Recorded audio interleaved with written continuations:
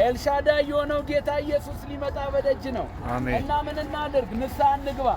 ዛሬ ደረስን። ነህምያ ምዕራፍ 8 ላይ ደርሰናል። እንግዲህ የእግዚአብሔርን ሕግ መጽሐፍ እነ ነህምያ በሚያስገርም ሁኔታ በአደባባይ ቆመው ከጠዋት እስከ ሩብ የቀን ስሌት ያስተምሩ ነበረ።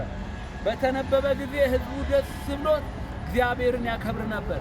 ሕጉ ተነቦ የሕዝቡ ልብ ተነክቶ አይኑ በእንባ ከፈሰሰ የኛ ደግሞ የዚህኛው ዘመን ንጉሥ ኢየሱስ ስለ እርሱ ተወርቶ ጸጋ ተወርቶ ምሕረት ተወርቶ ጽድቅ ተወርቶ ልብህ ተነክቶ እውነት ለንጉሡ እንድትመለስ እያሳሰብ ነህምያም እንዲህ ብሎ ተናገረ። ምዕራፍ 8 ቁጥር 1 በጌታ በኢየሱስ ስም አነባለሁ።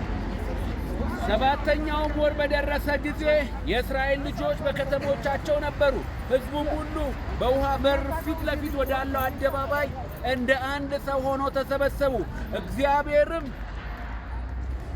ለእስራኤል ያዘዘውን የሙሴን ሕግ መጽሐፍ ያመጣ ዘንድ ጸሐፊው ዕዝራን ተናገሩት። ካህኑ ዕዝራም በሰባተኛ ወር በመጀመሪያውም ቀን ሕጉን በማኅበሩ በወንዶችና በሴቶች አስተውለውም በሚሰሙ ሁሉ ፊት አነበበው።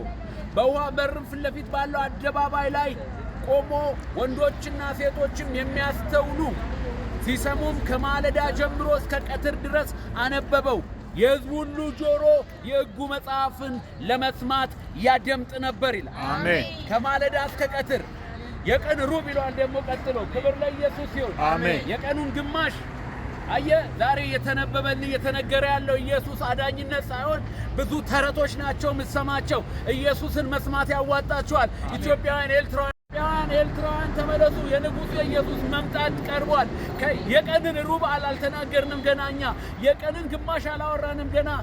ቀኑን ሁሉ አላወራነውም። ኢየሱስን 2 ሰዓት እያወራነው ነው፣ ግን ከዚህም በላይ እናወራለን። ስለማን? ስለ ኢየሱስ። ጆሮአችሁ የተከፈተ ይሁን። አድምጡ የእግዚአብሔርን ልጅ ኢየሱስ ክርስቶስን። ኢየሱስን ማድመጥ እረፍትን ያመጣል። ቁጥር 8 ላይ እንደዚህ ይላል፣ የእግዚአብሔርንም ቀጠልኩ በኢየሱስ ስም የእግዚአብሔርንም ሕግ መጽሐፍ አነበቡ። ዕዝራም እግዚአብሔርን ማወቅ ያስተምር ነበረ። ሕዝቡም የሚያነበውን ያስተውሉ ነበር ይላል። ማነ በምድር ላይ ያለ የእግዚአብሔርን ሥራ እየሠራ ያለ? ስለ መንግሥት ሥራ እያወራው አይደለም። ስለ እግዚአብሔር መንግሥት ሥራ የተሾማችሁ ሰዎች ማንን ነው እያስተማራችሁ ያላችሁት? ጥላቻን ነው? ዘረኝነትን ነው?